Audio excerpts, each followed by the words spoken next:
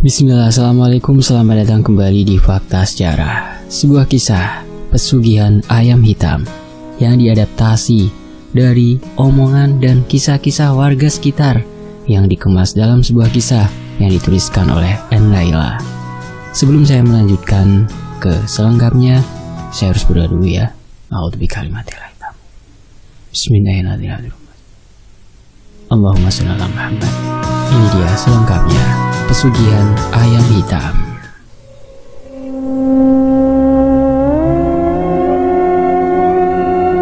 Kisah ini terjadi pada salah seorang warga dan keluarganya. Seorang yang ingin mengubah hidupnya dengan cara pesugihan, namanya Pak Tony. Sedangkan istrinya bernama Bu Ida. Mereka memiliki 3 orang anak, 1 laki-laki dan 2 perempuan. Anak pertama Pak Tony bernama Doni. Dia sedang berkuliah di Yogyakarta. Gadis keduanya sedang duduk di bangku SMA. Namanya Tiara. Pak Tony dan Bu Ida juga memiliki seorang balita putri yang baru berusia 4 tahun. Kegiatan sehari-hari yang dilakukan Pak Tony itu adalah beternak ikan. Di peternakan Juragan Empang, sebut saja namanya Bang Erik. Dia sudah bertahun-tahun bekerja bersama Bang Erik kurang lebih selama 5 tahun sebelum adanya anak bungsu lahir. Karena kehidupannya yang tidak ada peningkatan, sedangkan kebutuhan keluarga bertambah banyak, Pak Tony ingin supaya cepat jadi kaya, agar tidak disepelekan terus-menerus dengan orang lain. Kang Asep adalah teman Pak Tony yang tak lain, ia merupakan seorang ahli supranatural. Kebetulan Kang Asep sedang mampir ke rumah Pak Tony, setelah beberapa tahun tidak pernah bertemu. Mereka berbincang-bincang sambil tertawa, sesekali menikmati secangkir kopi di teras rumah. Ada satu perbincangan yang sangat serius dari keduanya, membuat suasana menjadi hening seketika. Dalam perbincangan ini, Pak Tony sedikit bercerita tentang kehidupannya yang sekarang mulai runyam itu dan meminta solusi pada Kang Asep. Dan dia juga menceritakan kalau Pak Tony ini ingin melakukan pesugihan, tetapi tidak tahu bagaimana caranya. Kang Asep sebagai dukun supranatural mendengar cerita temannya itu seolah mengajak dan merayu Pak Tony untuk ikut ajakan Kang Asep, yaitu melakukan pesugihan ayam hitam. Tanpa pikir panjang, Pak Tony langsung menerima ajakan Kang Asep tersebut. Keesokan harinya, Kang Asep mengajak Pak Tony untuk pergi bertapa di sebuah gunung dan melakukan beberapa ritual di sana. Sesampainya di rumah, Pak Tony bergegas mencari seekor ayam hitam di pasar yang sudah diperintahkan sama Kang Asep itu. Setelah mendapat ayam hitam tersebut, Pak Tony langsung pergi menuju ke rumah Kang Asep. Seekor ayam hitam tersebut langsung diberikan kepada Kang Asep. Setelah itu, Kang Asep meminta sebuah persyaratan untuk ritual awal pesugihan ini. Dalam ritual ini, Kang Asep meminta seorang balita yang berweton lahir hari Jumat Kliwon. Sambil memikirkan kira-kira siapa ya weton yang lahir di hari itu, tiba-tiba Pak Tony langsung teringat dengan weton itu. Ya, weton itu dimiliki putri bungsunya yang baru berusia 4 tahun. Akhirnya setelah ritual dan persyaratan yang ada, Pak Tony bergegas pergi. Malam pun tiba, putrinya yang balita itu menangis terus-menerus tanpa henti, sampai istrinya Pak Tony kewalahan. Karena beberapa cara sudah dilakukan, tetapi Siska tetap saja menangis. Sedangkan Pak Tony sibuk melakukan ritual di dalam gudang kosong di belakang rumah, yang istrinya sendiri tidak mengetahui tentang hal tersebut dan tidak menghiraukan suara tangisan anaknya seakan teriak kesakitan. Sementara Kang Asep menjalankan ritual dengan membakar ayam hitam yang tadi pagi dari Pak Tony. Dalam ritualnya, Kang Asep menyebutkan nama serta weton putri bungsunya Pak Tony. Maka sebab itu yang membuat putri Pak Tony menangis terus-menerus karena seluruh badannya seperti dibakar habis-habisan. Keesokan paginya, badan Siska anak Pak Tony tiba-tiba demam tinggi dan menggigil serta kemerah-merahan. Lalu mereka membawa anaknya ke rumah sakit dengan buru-buru. Setelah diperiksa dokter, anehnya Siska tidak diderita sakit, yang membuat Bu Ida terheran-heran dan cemas. Beberapa jam kemudian, Siska menghembuskan nafas terakhirnya di rumah sakit. Suara isak tangis Bu Ida dan Pak Tony yang tak terbendung. Pak Tony mengabari orang rumah kalau Siska sudah meninggal dunia. Tak lupa juga Pak Tony menghubungi Kang Asep. Siang hari Siska dibawa pulang ke kediamannya. Di sana sudah ada keluarga Kang Asep beserta tetangga-tetangganya yang menantikan kedatangan jenazah Ananda Siska. Siska langsung dimandikan karena nanti sore akan segera dimakamkan. Saat Siska sedang dimandikan, Kang Asep mengobrol sesuatu tentang pemakaman Siska. Kang Asep menyuruh Pak Tony agar pemakaman Siska dilakukan di tanah dekat rumahnya saja. Sakjane Siska dikubur neng tanahmu dewe, ben luwih aman, kata Kang Asep. Tapi aku ndak punya tanah sendiri di dekat rumah, Kang, jawab Pak Tony. Ya wis, gini aja, dimakamkan di tanah makam, tapi cari tempat di tengah-tengah makam dan harus tetap dijaga sampai 40 hari, ujar Kang Asep. Setelah sepakat dengan keputusannya, lalu Pak Tony memerintahkan beberapa orang untuk menggali tanah untuk pemakaman putrinya. Penggalian tanah liat letaknya di tengah-tengah tanah makam umum yang kebetulan masih ada yang kosong. Tiba waktunya jenazah Siska akan dimakamkan dan diiringi para pelayat. Di sepanjang perjalanan salah satu pengiring menaburkan bunga warna-warni, ditambah isak tangis dari keluarga Siska yang menambah suasana duka di sore itu. Tiba di pemakaman balita mungil, suara adzan dikumandangkan. Saat penutup keranda itu dibuka, terdengar iringan tangis keluarga yang belum sepenuhnya merelakan kepergiannya. Setelah selesai, jenazah diletakkan dan iqomah terdengar. Papan juga terpasang rapi menutupi jenazah Siska. Barulah tanah-tanah galian diurukkan kembali hingga menutup dan membentuk sebuah gundukan bernisan kayu. Lantunan bait-bait doa mengiringi proses akhir pemakaman Siska. Ada seorang laki-laki setengah baya dari sudut pemakaman di bawah pohon, memakai pakaian serba hitam sambil menatap sini sedikit meringis ke pemakaman Siska. Akhirnya yang ditunggu-tunggu bertahun-tahun datang juga. Mayat balita weton Jumat Kliwon, ucap seorang laki-laki tersebut dalam hati sambil tersungging di bibirnya. Kang Asep menugaskan 2 orang laki-laki, sebut saja Haji dan Rama, untuk menjaga makam Siska selama 40 hari. Kamu berdua harus benar-benar menjaganya ya. Jangan sampai lengah, soalnya makam Siska pasti sudah diincar banyak orang, ucap Kang Asep kepada keduanya. Mereka langsung menjawab dengan anggukan pelan. Sesampainya di pemakaman, mereka berdua langsung membuat tenda yang beralaskan terpal berpilar bambu.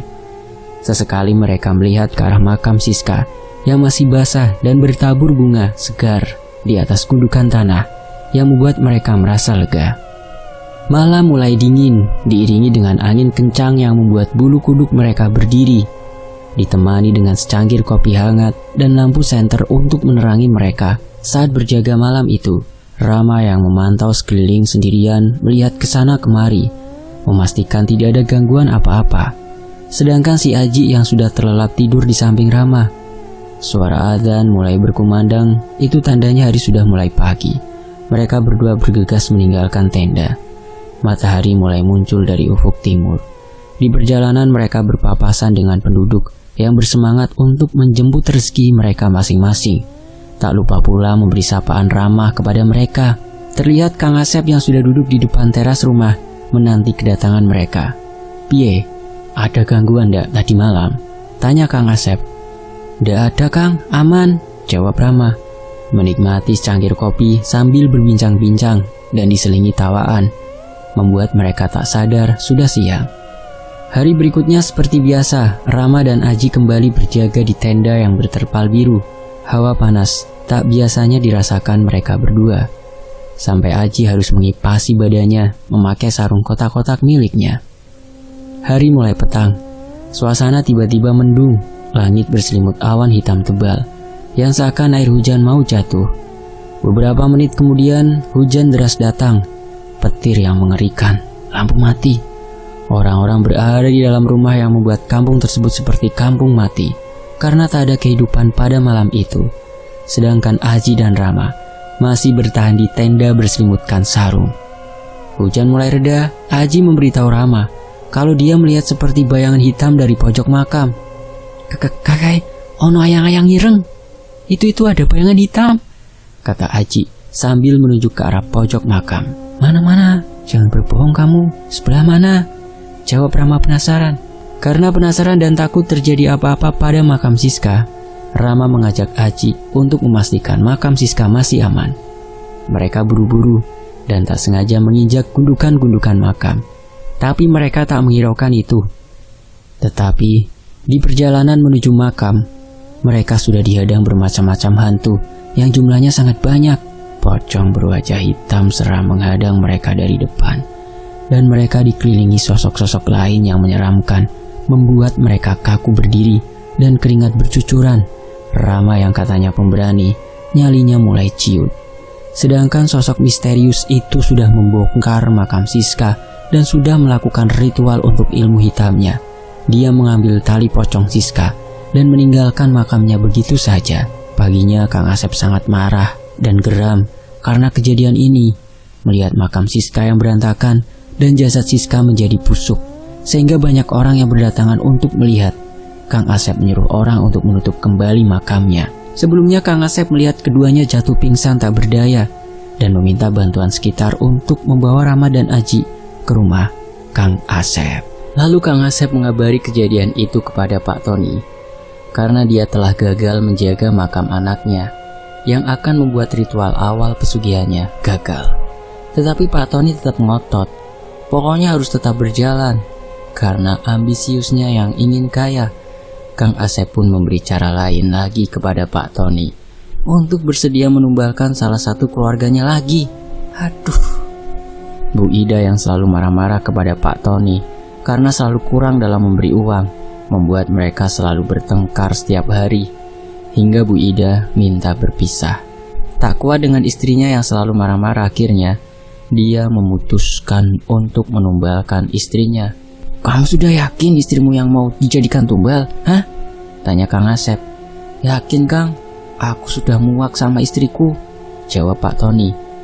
Kang Asep lalu memulai membakar ayam hitam yang sudah dibawa Pak Tony dengan mulut komat kamit. Serbuk bekas bakaran ayam hitam tersebut diberikan pada Pak Tony dan disuruh menaruh serbuk itu di dalam air putih, lalu diberikan ke istrinya. Pukul 2 dini hari, Pak Tony baru sampai di rumah dengan membawa serbuk dari Kang Asep. Ternyata istrinya belum tidur, menunggu Pak Tony pulang. "Dari mana kau baru pulang?" tanya Bu Ida. "Wes, Mang, kan urusanmu," jawab Pak Tony kasar dan meninggalkan istrinya ke dapur. Istrinya pergi ke kamar, sedangkan Pak Tony sibuk menaruh serbuk ke dalam galon air putih.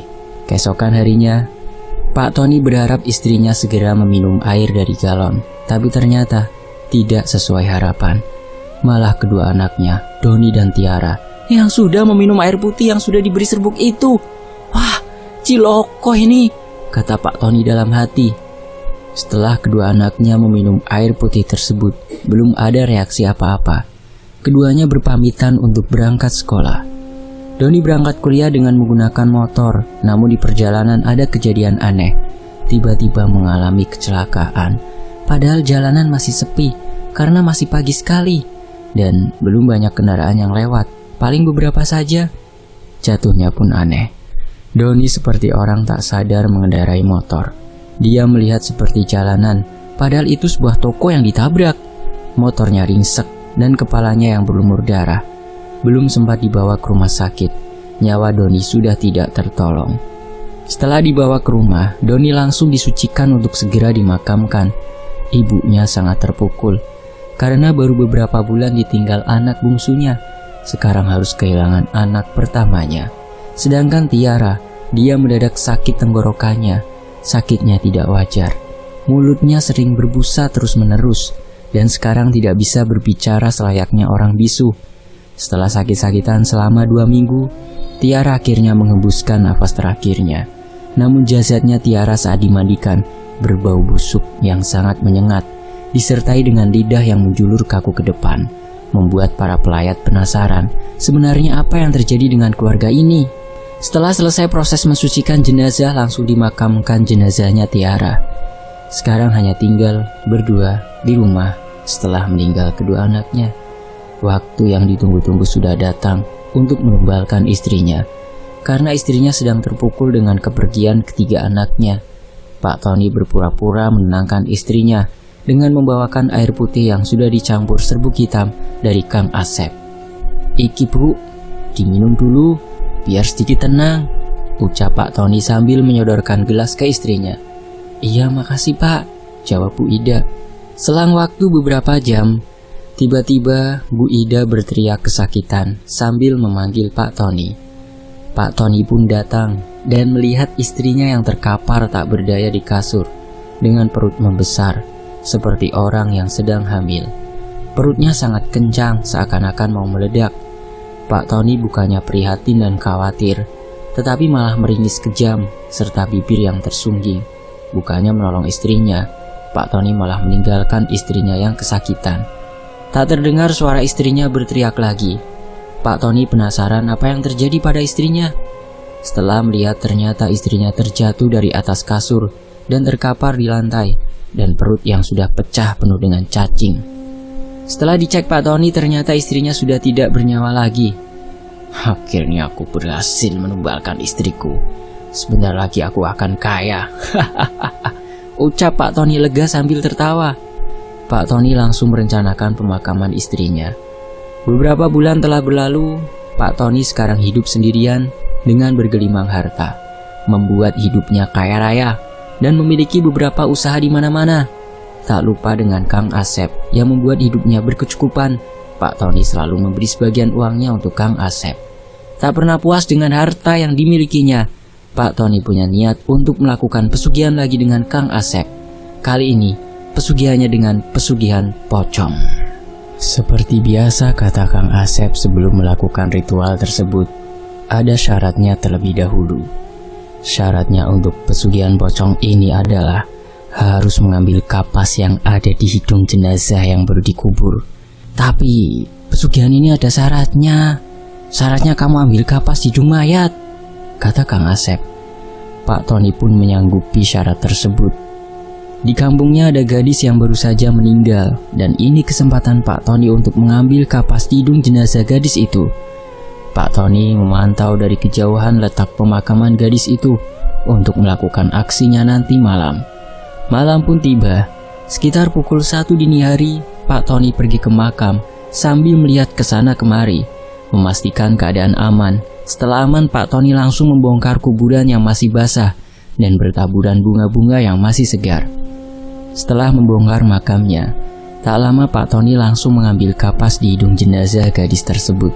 Tanpa mengubur tanahnya kembali, Pak Tony bergegas pergi. Karena Pak Tony mendengar ada suara beberapa orang roda malam dari kejauhan yang akan melewati makam.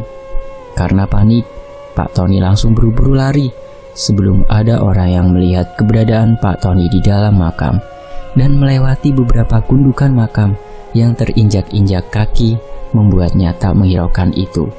Setelah berhasil keluar dari makam, Pak Tony lari sangat cepat, membuat nafasnya ngos-ngosan seperti dikejar-kejar hantu. Dan memang ternyata ada sosok Kunti yang mengikuti Pak Tony dari belakang sambil tertawa. Hihihi. Pak Tony langsung menengok ke arah belakang hingga terkejut telah melihat kuntilanak yang sedang mengikutinya. Langkah lari pun dipercepat, namun saking ketakutannya, tanpa disadari, ada lubang jalanan di depan yang membuat Pak Tony terjatuh dan pingsan. Keesokan harinya, ada warga yang melewati jalan tersebut melihat Pak Tony yang berbaring di jalanan. Warga tersebut menghampirinya, dan ternyata warga tersebut tetangganya Pak Tony. Setelah itu warga langsung membawa Pak Tony ke rumahnya. Sampai di rumah, warga tersebut berusaha membangunkannya, tetapi tidak kunjung bangun. Setelah dicek denyut nadi Pak Tony ternyata sudah berhenti, alias Pak Tony ternyata sudah meninggal dunia. Warga tersebut langsung lapor Pak RT serta tetangga yang lainnya dan menyiarkan kematian Pak Tony. Tetapi setelah ditinggal beberapa menit saja, jenazah Pak Tony tiba-tiba berbau busuk dan kakinya Pak Tony tiba-tiba membengkak lebam kemerahan dan bentuknya bengkok seperti dipatahkan. Padahal pas tadi ia menemukan Pak Tony di jalan, Pak Tony tidak ada luka sedikit pun. Tapi anehnya, setelah ditinggal sebentar, berubah jadi seperti itu. Pak RT dan tetangga lainnya pun merasa heran dengan kematiannya yang tiba-tiba. Mereka juga menyangkut pautkan kematiannya dengan pesugihan Pak Tony. Ternyata mereka sudah tahu jika Pak Tony melakukan pesugihan, Karena sebelumnya Pak Tony hanya orang yang sederhana, namun tiba-tiba menjadi kaya raya, dan mereka yakin keluarganya lah yang sudah dijadikan tumbal. Tanpa lama-lama, jenazah Pak Tony langsung dimakamkan. Setelah pemakaman, tiba-tiba hujan petir datang. Pelayat pun langsung bergegas pulang ke rumah masing-masing. Setahun berlalu, tak mendengar lagi tentang keberadaan Kang Asep. Rumah Pak Tony yang dulu sekarang juga menjadi angker karena sudah tak dihuni. Semua penduduk kampung tersebut tidak berani melewati depan rumah Pak Tony yang angker itu sendirian dalam malam, karena pasti yang lewat sendirian di situ akan melihat penampakan di rumahnya. Semua ini terjadi karena ingin menjadi kaya. Segala cara pun dilakukan, namun harus mengorbankan nyawa keluarganya sendiri, hingga diri sendiri menjadi korban juga. Bukan kebahagiaan yang didapat, malah kesepian dan penderitaan yang ia alami. Dari kisah ini kita bisa ambil hikmahnya ya, bahwa hidup harus bersyukur dengan apa yang dimiliki. Kalau ingin nasibnya berubah ya bekerja keraslah, dan disertai dengan doa. Jangan melakukan hal-hal musyrik yang dilarang Allah, karena rezeki orang berbeda-beda dan sudah diatur oleh Sang Pencipta. Sekian, dan kisah ini pun selesai diadaptasi dari sebuah kehidupan di masyarakat kita, terutama di Pulau Jawa, yang dituliskan oleh N. Laila. Fakta Sejarah pamit, wassalamualaikum warahmatullahi wabarakatuh. Alhamdulillah, sampai jumpa di kisah lainnya hanya di Fakta Sejarah. Terima kasih teman-temanku.